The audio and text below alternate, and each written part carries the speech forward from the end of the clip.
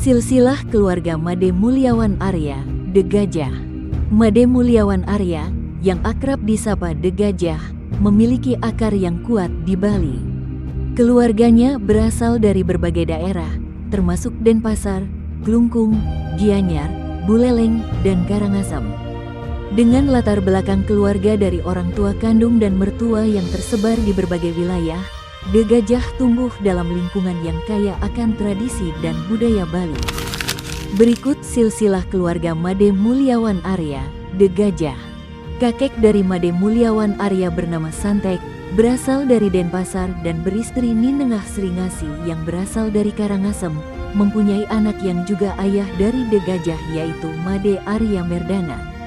Made Arya Merdana menikah dengan Ninyoman Mulyati dan memiliki 8 anak, salah satunya adalah Made Mulyawan Arya. Made Mulyawan Arya menikah dengan I Gusti Agung Dewi Atnyani.